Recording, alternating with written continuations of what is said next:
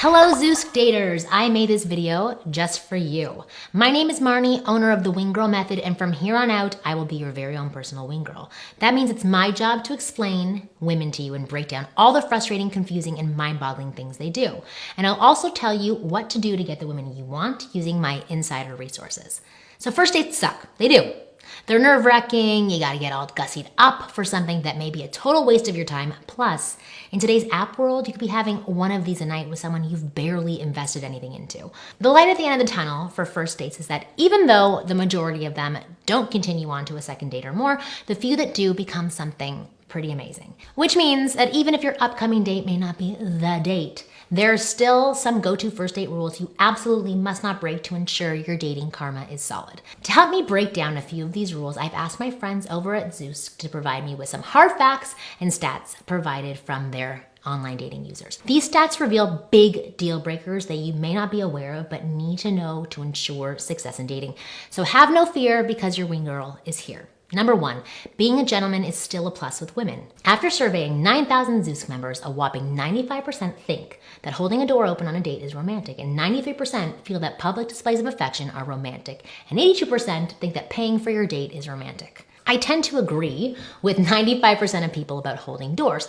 It's just nice and classy, and so is paying for a date. Maybe I'm old school and some women may be mad at me for saying it, but I think it's a must to pay for a first date. It doesn't mean the date has to be super expensive. I simply think it's unmanly to divvy up the check by halvesies. Listen, if you're dating the ultra-modern woman who doesn't like being paid for, she'll let you know at some point in the date, and then you can adjust accordingly. Number 2, have good manners and be presentable. After surveying 2,300 female Zoosk members, 70% of women said having good manners is the best way a date can make a great first impression, followed by a warm and friendly greeting, like a handshake, a hug, or a smile. Not 100% in agreement with this one. Being polite isn't going to get a woman excited about you and eager to go on a second date. I know I've never been turned on just because someone said please and thank you to me. However, being kind to people, not talking over or at her, and being awesomely enjoyable will always get you a second date. As for the handshake and smile, you definitely want to show a woman you're comfortable and open, and these things will help you show that. Number 3, dress nice for dates.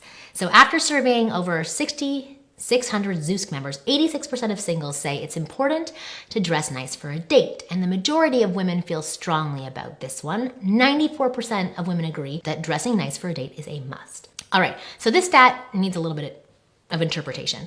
Dressing nice does not always mean button up, slack, and good shoes. It can mean that, but you also have to take into consideration your own style, the venue, and the audience that you're trying to attract. The stat just means that a woman doesn't want you looking like a slob who could care less. As long as you put yourself together and own whatever style you choose to wear for the evening, it's going to be appreciated. Number 4, do not wear wrinkled or baggy clothes. So this one goes with number 3. 66% of singles say wrinkled clothes are the biggest fashion turnoff, and baggy clothes weren't popular either. 50% listed them as a major fashion faux pas for dates. Wearing socks with sandals or Crocs were also huge no-nos, which just goes to show that people really do pay attention to what is on your feet. Now, I'm not a fashionista, but I find these things highly offensive. Okay, so maybe these things are not offensive, but they're just simply bad choices. I know I said own your style, but if this is your style, sell it and get a new style, because these things are not attractive and just plain awful. If you want to wear these things in the comfort of your own home, by all means do it. Just don't wear them if you're going to go out on a date with any living woman. Number 5, women don't like fast food first dates. After surveying 7,000 Zoosk members, the majority of women, 59%, have a negative perception of their date when they suggest a fast food restaurant. In addition, 10% of women said going to a fast food restaurant for a first date is an immediate deal breaker. I get that we're all on a budget lately, but there's a good way and a bad way to do a budget date. A first date at Mickey D's is definitely a bad way. A good way is to find something local going on in the city, like a festival or a market, and just go.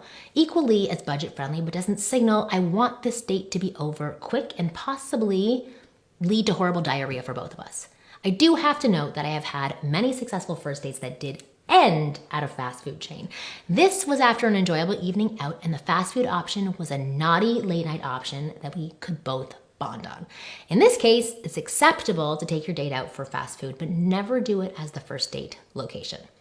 Number 6, avoid messy and heavy foods. When asked what foods they avoid on dates, 23% of the 7,000 surveys said buffalo wings or ribs.